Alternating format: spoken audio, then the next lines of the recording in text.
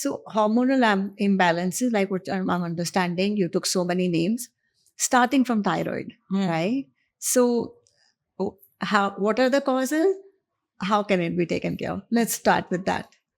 I think thyroid in this past 5 to 8 years have become very common. Absolutely. It was common before also, but now it has become like 50% of the women have started getting thyroid, Right. whether it is in their pregnancy, perimenopausal phase, or at a very young age also.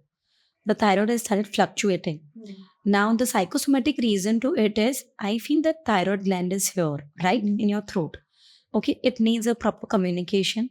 Whenever the body feels that I'm not able to express my emotions, I'm not able to talk it out, you will start getting symptoms like thyroid.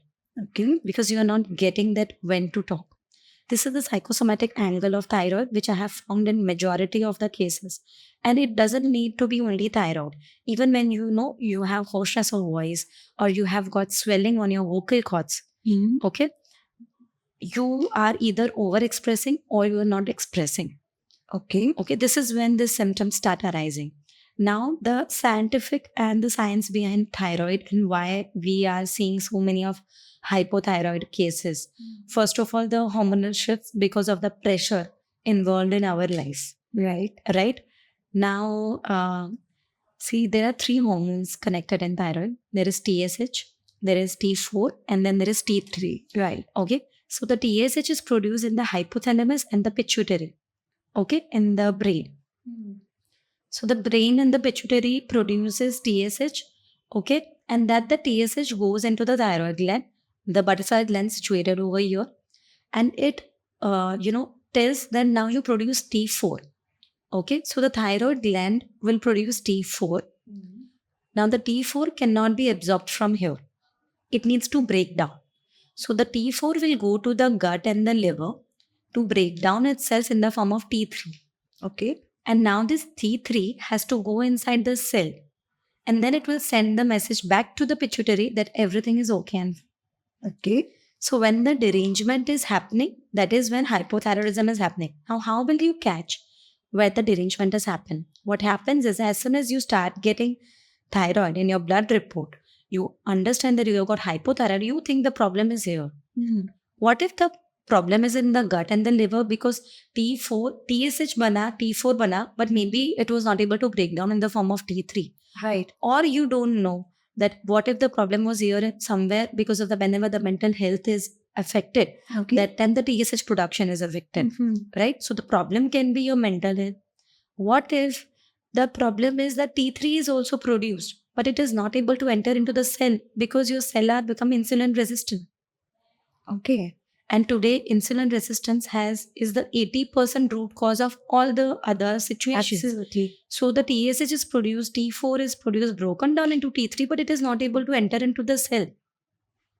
So as I told you, in the human body, there is not one thing is affected and the other thing is not connected. It is all. So here there are how many organs involved? There is pituitary, there is thyroid gland, there is your gut microbiome, which is your second brain. Right. And then your liver. And then again the insulin which is connected with it. So there are lots of factors contributing in this. And I feel that the root cause of this is stress. And the second thing, it can be the gut microbiome, which is deranged. Before you get diagnosed with thyroid, you were already insulin resistance. This is 80% of the cases I have found this. So what happens is when a patient comes to us, the first case I almost take 1.5 hour because this is how case taking is. We need to ask them everything. Yeah. How they feel, how they sleep, what thoughts come, and everything related to that. So I have always told them that when you're checking your TSH and you're finding this, go and check your insulin level. Go and check your fasting blood sugar level. Because the time you are diagnosed hypothyroid, आप 3 से 4 साल पहले insulin resistance हो चुके थे. Now you are coming to know through your blood report, but actually your body was giving you signs. And if you ask me, I'm a known hypothyroid, and this was the fact realization being from a medical background to my own self also that I was not able to conceive the child. Right. And then I forced it that how everyone gets desperate.